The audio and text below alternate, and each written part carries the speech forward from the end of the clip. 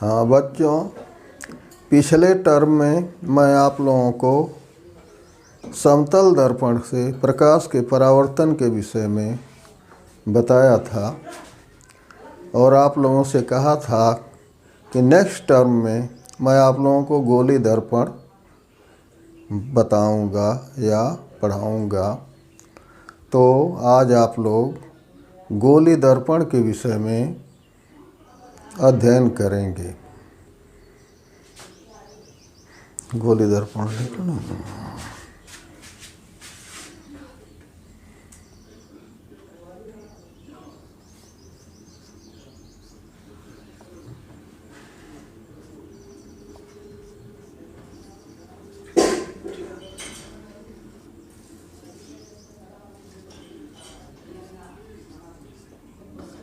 गोली दर्पण spherical mirror, spherical mirror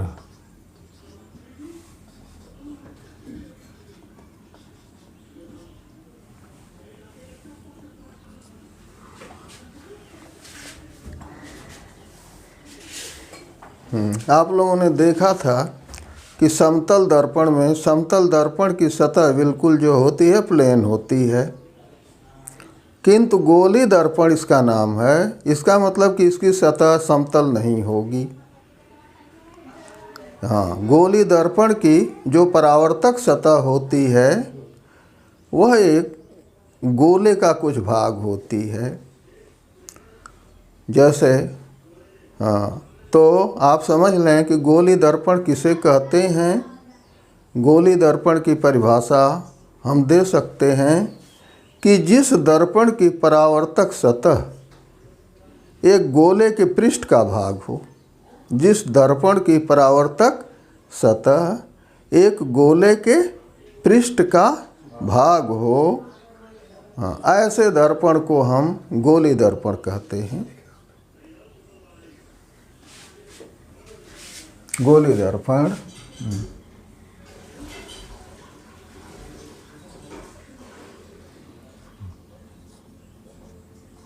जिस दर्पण की परावर्तक सतह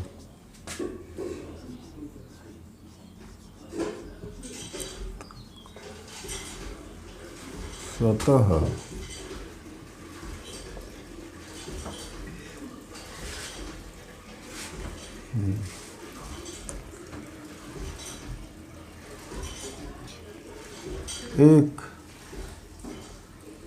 गोले के पृष्ठ का भाग हो, गोले के पृष्ठ, जिस दर्पण की परावर्तक सतह एक गोले के पृष्ठ का भाग होता है या होती है, उसे गोली दर्पण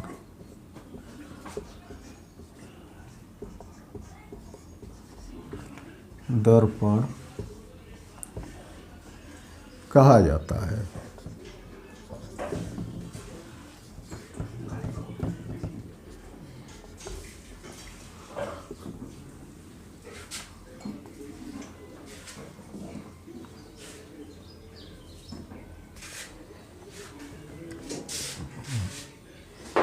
अब मैं आप लोगों को बताना चाहता हूँ कि गोली दर्पण किस तरह से बनाया जाता है। जैसे आप लोग रबड़ की खोखली गेंद देखे होंगे या क्रिकेट की जो गेंद होती है वह बीच में भी खोखली होती है। तो रबड़ की जो खोखली गेंद होती है उसको हम उसका एक समतल परिच्छेद, रबड़ की खोखली गेंद को एक सीधा हम काट करके उसमें से एक संरचना अलग कर दें तो आप लोग सोच सकते हैं कि रबड़ की खोखली गेंद में से एक समतल काट करके अलग कर दिया जाए तो एक तरफ बड़ा भाग हो जाएगा, एक तरफ छोटा भाग हो जाएगा। छोटे भाग के विषय में आप विचार करें, अपने दिमाग को दोहराएं कि उसकी आकृति कैसी होगी। तो आप लोग सोच सकते हैं कि हमारा हाथ जो बन रहा है इस तरह का वह भाग होगा। रबड़ की खोखली गेंद में से एक समतल छोटा समतल परिच्छेद काट करके हम अलग कर दें तो एक कटोरी के समान संरचना हमको प्राप्त होती है, जिसकी एक सतह उभरी होती है और एक सतह धसी हुई होती है।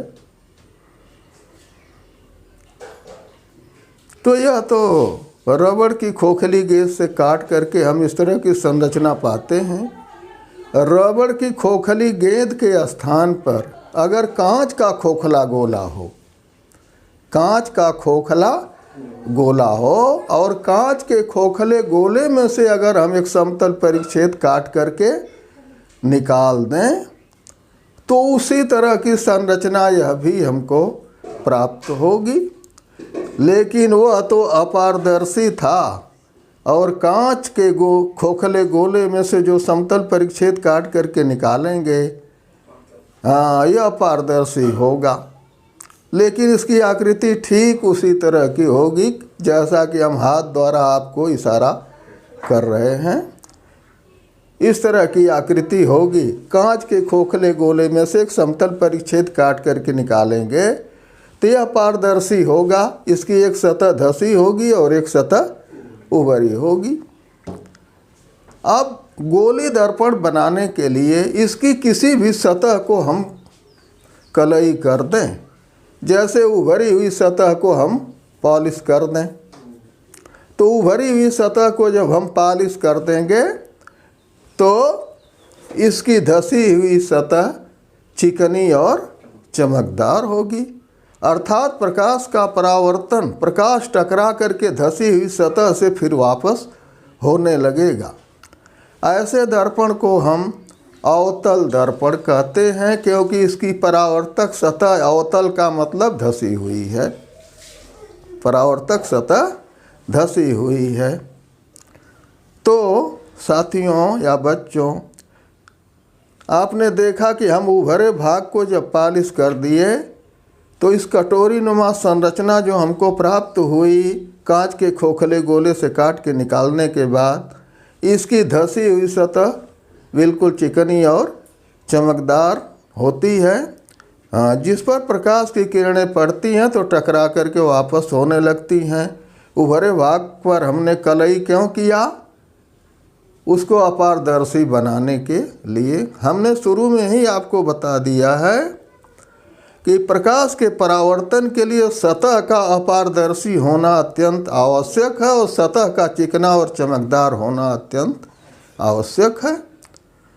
तो कांच के खोखले गोले से जो हमने समतल परिच्छेद काट करके निकाला, उसकी संरचना ठीक कटोरी के समान, उसका एक भाग उभरा होगा, एक भाग धसा होगा। अगर उभरे भाग को हम पॉलिश करते हैं, जब तक पॉलिश नहीं करेंगे किसी भाग को तब तक गोली दर्पण नहीं बन पाएगा। तो समझिए कि या जब हम उभरे भाग को पॉलिश कर देते हैं तो इसकी धसी हुई सतह चिकनी और चमकदार होगी, जिससे टकराने के बाद प्रकाश की किरणें पुनः उसी माध्यम में लौटने लगेगी। ऐसे दर्पण को हम अवतल कहते हैं, अवतल दर्पण या कॉनकेव मिरर, कॉनकेव मिरर। और इसका उल्टा अगर कर दिया जाए, इसकी धसी हुई सतह को हम पॉलिश कर दें तो इसका उभरा हुआ भाग चिकना और चमकदार होगा। तो प्रकाश का परावर्तन जब उभरे भाग चिकना जो चमकदार उस पर पड़ेगा तो उससे प्रकाश की किरणें टकरा करके क्या होंगी? लौटने लगेंगी। तो ऐसा दर्पण जिसमें प्रकाश का परावर्तन उसके उभरे भाग से होता है और धसी भाग पर कलई की गई होती है, ऐसे दर्पण को हम उत्तल दर्पण कहते हैं या इंग्लिश में कॉन्वेक्स मिरर कहते हैं, कॉन्वेक्स मिरर कहते हैं। तो गोली दर्पण आपका इस तरह से दो प्रकार के होते हैं। गोली दर्पण के प्रकार में आप ये समझ लीजिए कि गोली दर्पण के प्रकार में आप क्या बता सकते हैं कि गोली दर्पण दो प्रकार के होते हैं। एक होता है अवतल दर्पण जिसको कॉनकेव मिरर कहते हैं, दूसरा होता है उत्तल दर्पण जिसको कॉन्वेक्स मिरर कहते हैं। There are two types of spherical mirror whose name are concave mirror and convex mirror. तो यहाँ मैं लिख दे रहा हूँ कि दर्पण के प्रकार, और आप लोग दोनों दर्पणों के प्रकार को नोट कर लें। गोली दर्पण के प्रकार।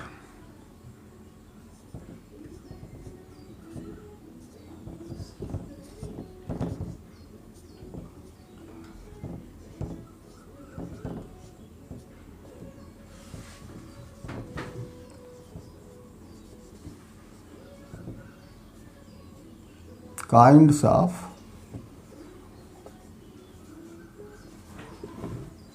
Spherical mirror.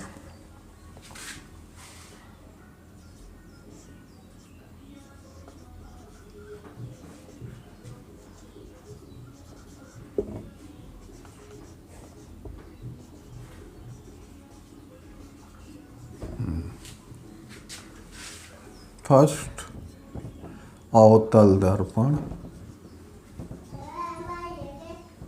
अवतल दर्पण कॉनकेव मिरर। Concave mirror.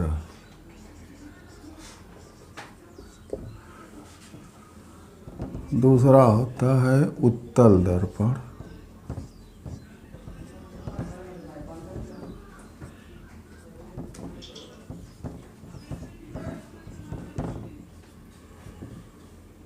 या कॉन्वेक्स मिरर।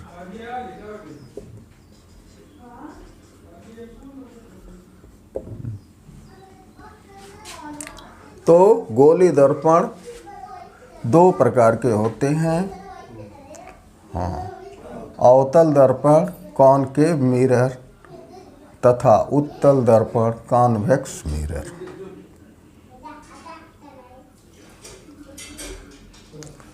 गोली दर्पण नहीं, अवतल दर्पण हम किसे कहेंगे?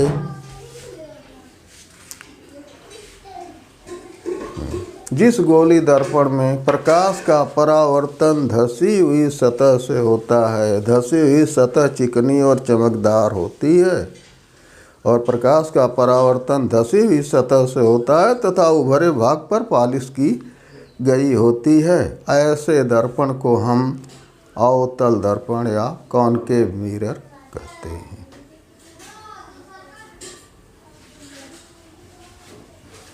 तो आप लोग नोट कर लें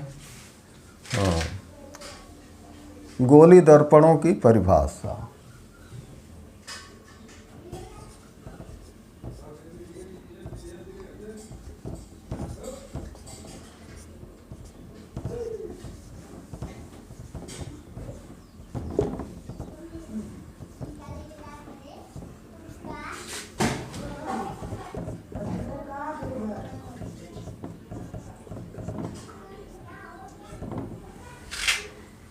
Definitions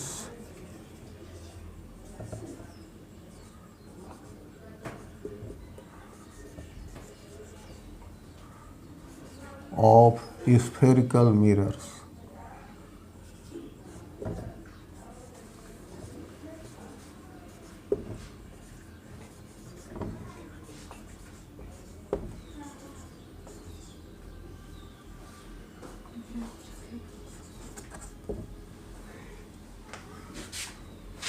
Is definitions of spherical mirror. अब फिर लिखना। हाँ, फर्स्ट अवतल दर्पण,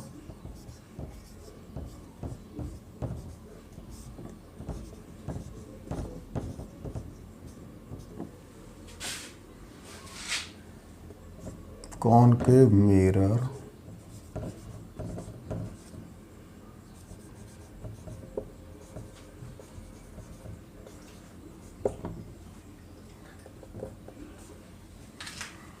जिस दर्पण की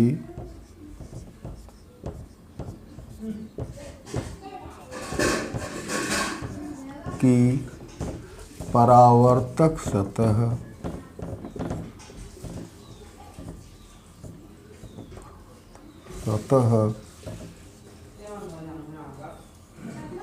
धसी हुई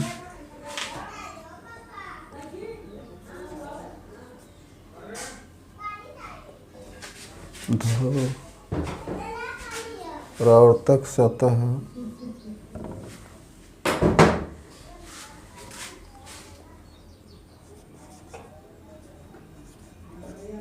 धसी हो तथा चिकनी और चमकदार हो,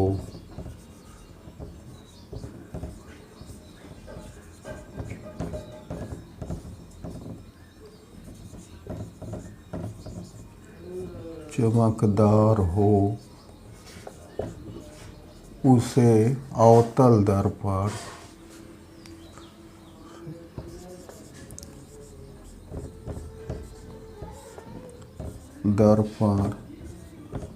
कहते हैं।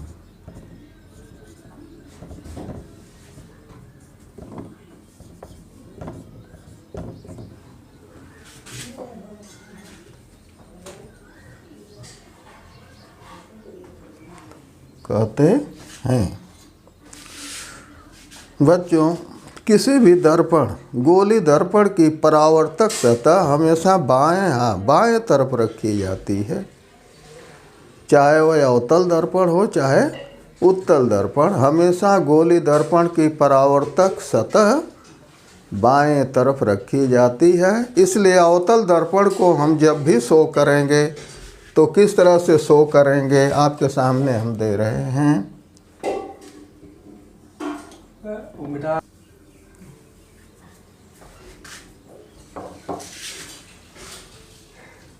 तो आप लोग इसको स्क्रीन कर लें। और अवतल दर्पण को हम किस तरह से शो करते हैं, इसके नीचे हम आप लोगों को दिखा रहे हैं।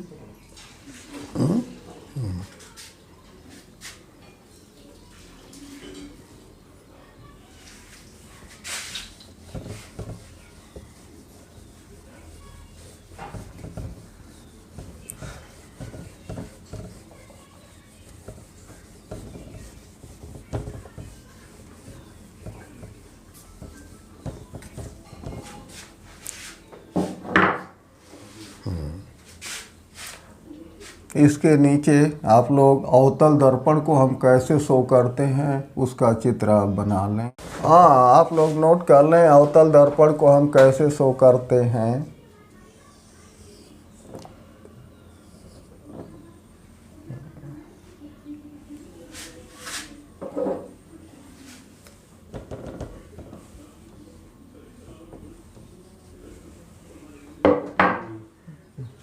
ये उभरे भाग को हम पॉलिश कर देते हैं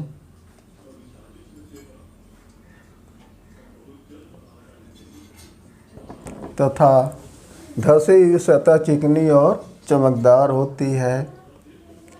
यह हमारा है अवतल दर्पण।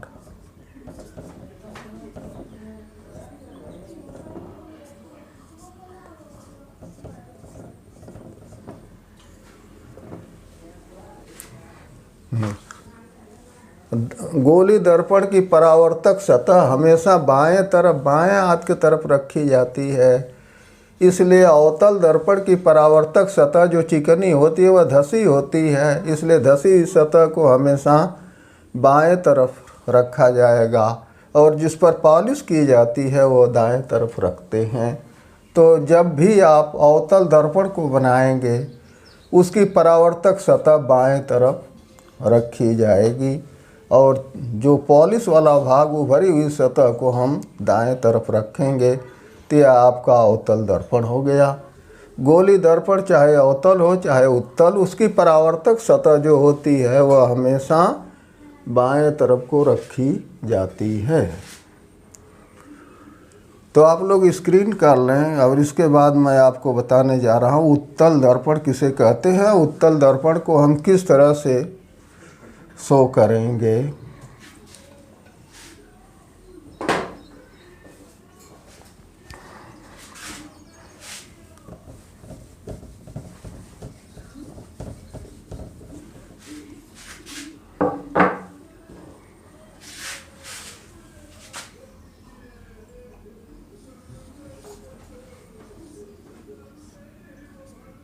उत्तल दर्पण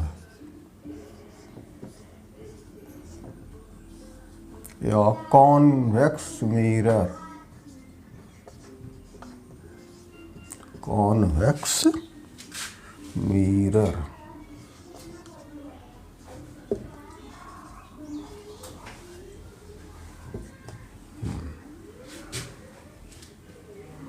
जिस दर्पण की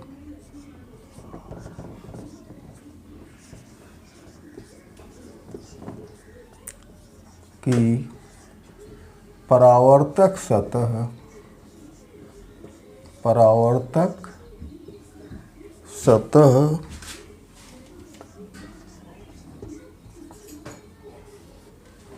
उभरी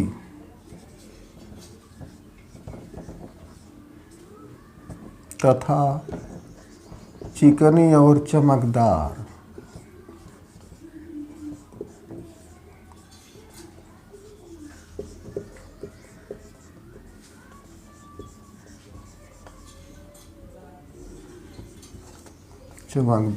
होती है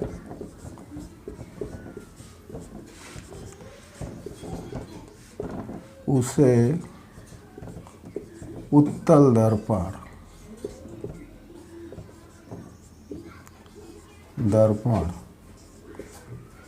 कहा जाता है।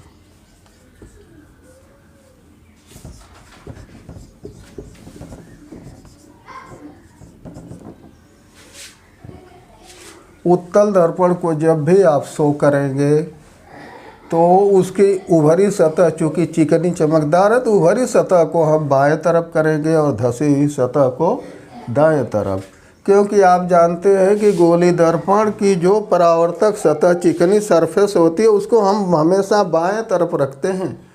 तो अवतल दर्पण अगर शो करना है तो उसकी धसी सतह चिकनी चमकदार उसको बाएं कर देंगे। उत्तल दर्पण को अगर शो करना है तो उसकी उभरी हुई सतह चिकनी चमकदार होगी, उभरी सतह को बाएं कर देंगे और धसी हुई सतह पर पॉलिश कर देंगे। तो उत्तल दर्पण को जब भी आपको शो करना हो तो इस तरह से आप लोग शो करेंगे। ये धसी हुई सतह को हम रंग देते हैं।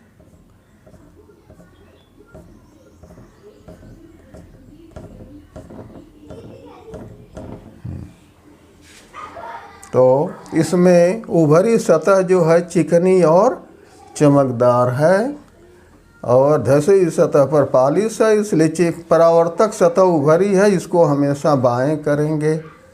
हाँ, ये हमारा हो गया उत्तल दर्पण।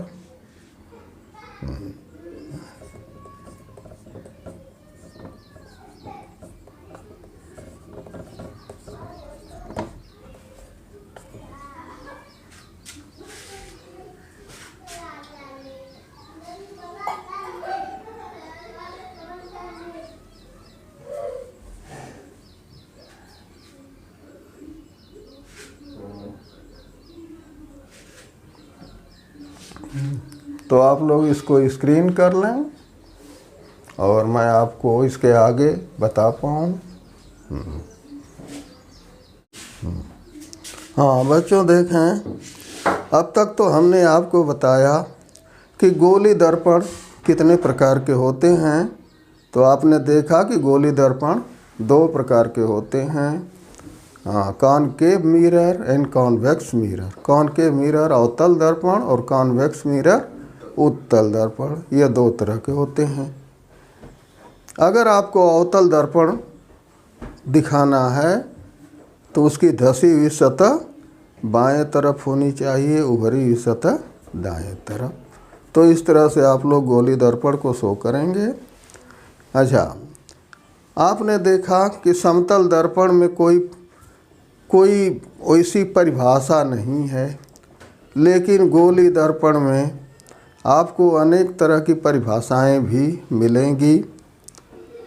जैसे गोली दर्पण में एक ध्रुव होता है जिसको हम इंग्लिश में पोल कहते हैं।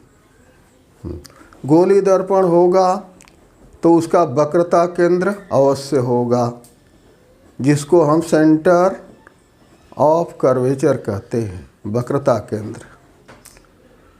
गोली दर्पण अगर होगा तो उसमें फोकस अवश्य रूप से आपको मिलेगा। फोकस को फोकस ही कहा जाता है। गोली अगर दर्पण होगा तो उसकी वक्रता त्रिज्या होगी, उसकी फोकस दूरी होगी और उसका फोकस होगा। ये तमाम बातें हैं। तो गोली दर्पण से संबंधित परिभाषाएं आप लोग नोट कर लें। गोली दर्पण से संबंधित परिभाषाएं।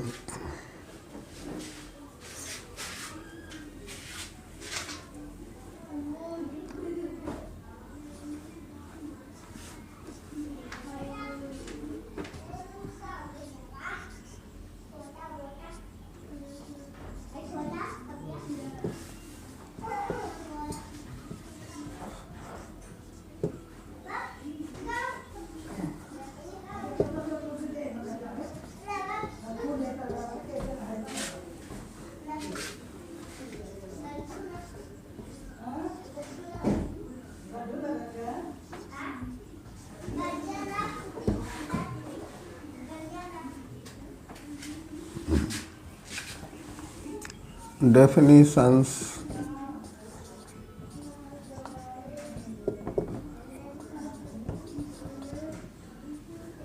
related to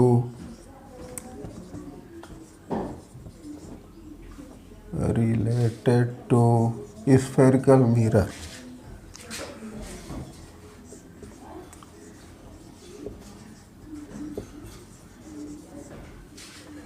Spherical mirror.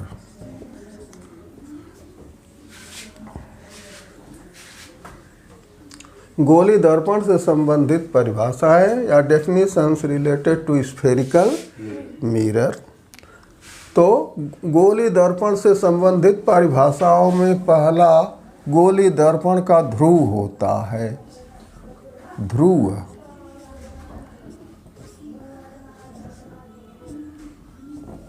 जिसको इंग्लिश में हम पोल कहते हैं, POLE।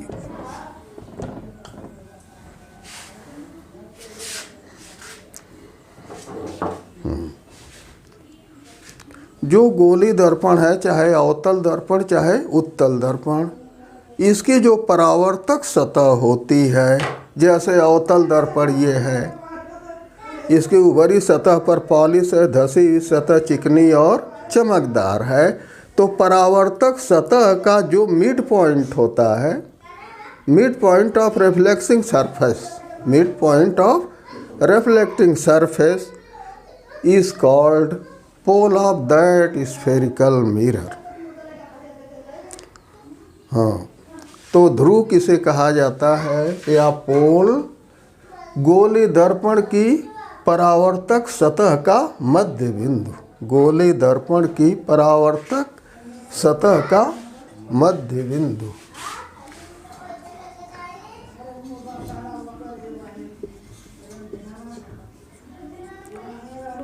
गोली दर्पण की परावर्तक सतह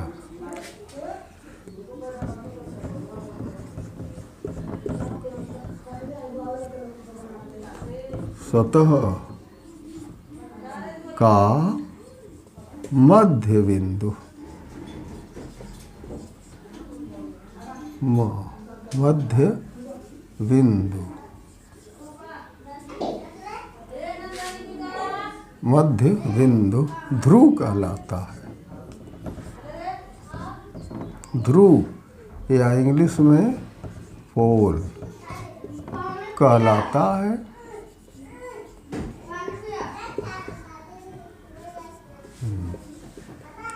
इस बिंदु को हम कैपिटल P से दिखाते हैं। इस बिंदु को कैपिटल P द्वारा दिखाया जाता है।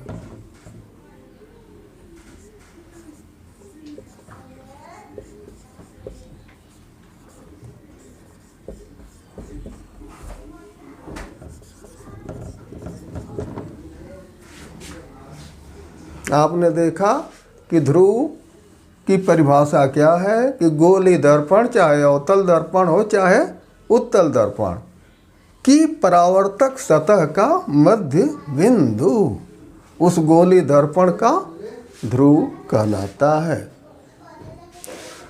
अब मैं आप लोगों को बताऊंगा कि अवतल दर्पण अगर है तो वहाँ उसका ध्रुव कहाँ पड़ेगा, अगर उत्तल दर्पण है तो उसका ध्रुव कहाँ पड़ेगा, क्योंकि ध्रुव हमेशा परावर्तक सतह का mid point of reflecting surface of any spherical mirror, mid point of reflecting surface of any spherical mirror is called pole of that type of spherical mirror.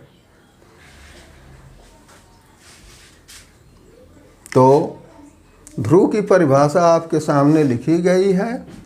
इसके बाद मैं आप दोनों दर्पणों को बना करके दिखाऊंगा कि अवतल दर्पण में ध्रुव कहाँ होता है और उत्तल दर्पण में ध्रुव कहाँ होता है। तब तक आप लोग इसको स्क्रीन कर लें और दोनों दर्पणों में ध्रुव को मैं अभी दिखा रहा हूँ।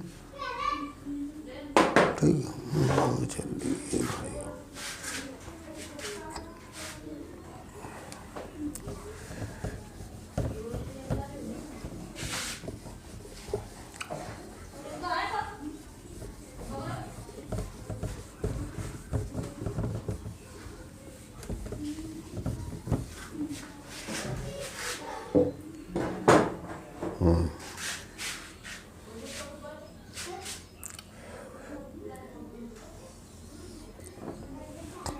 ये उभरे भाग पर पॉलिश की गई है।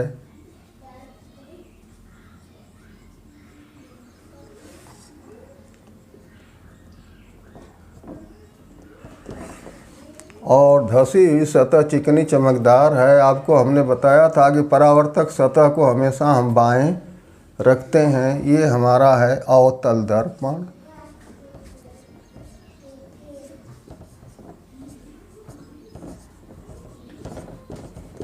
और इसकी परावर्तक सतह ये धसी हुई है। इसका मध्य बिंदु, इसका मिड पॉइंट, ये ध्रुव है। हाँ, इसको P से दिखाते हैं।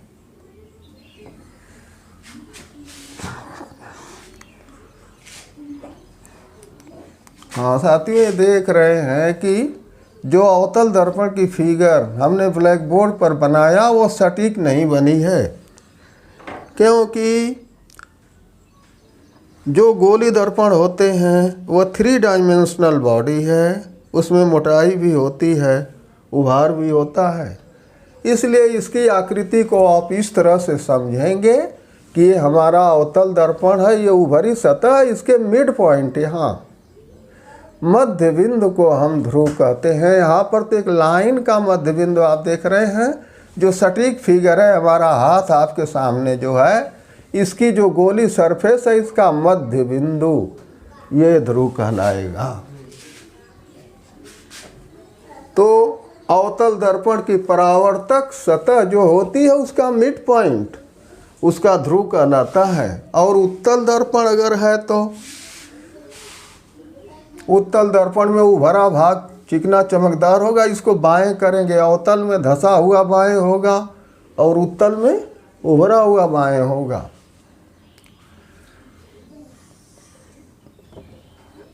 इसमें धसी सतह को हम पॉलिश कर देते हैं।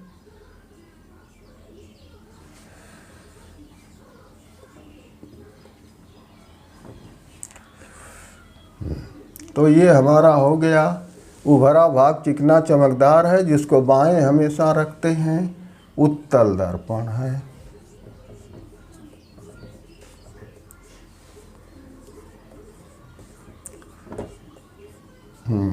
अवतल दर्पण को कहते हैं कॉनकेव मिरर।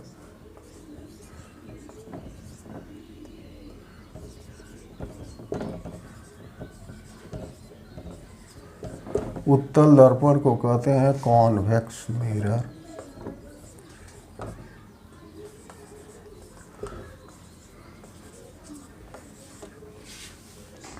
तो इसकी परावर्तक सतह जो है बाएं है। परावर्तक सतह का मध्य बिंदु,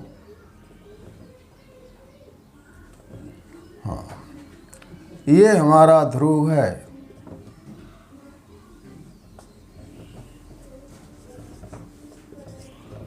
और इस बिंदु को हम कैपिटल P से दिखाते हैं। तो दोनों प्रकार के दर्पणों में ध्रुव जो होता है, दर्पण के परावर्तक सतह का मध्य बिंदु, दर्पण की परावर्तक सतह का मध्य बिंदु ध्रुव कहलाता है। उत्तल दर्पण को आप इस तरह से समझें कि ये हमारा परावर्तक सतह, ये कलई है, इसको इधर हमने किया है। परावर्तक सतह गोले का एक पृष्ठ है। इसके मध्य बिंदु को हम ध्रुव कहते हैं। तो ध्रुव को जब भी आप लोग दिखाएंगे तो उसकी परावर्तक सतह, गोली दर्पण की परावर्तक सतह को बाएं रखते हुए परावर्तक सतह का मध्य बिंदु को आप P लिखेंगे, जिसको कि हम ध्रुव कहते हैं। तो आप लोग ध्रुव का लोकेशन किस तरह से किया जाता है गोली दर्पण में, इसको आप लोगों ने देखा। हाँ, इसके बाद होता है गोली दर्पण का एक वक्रता केंद्र होता है।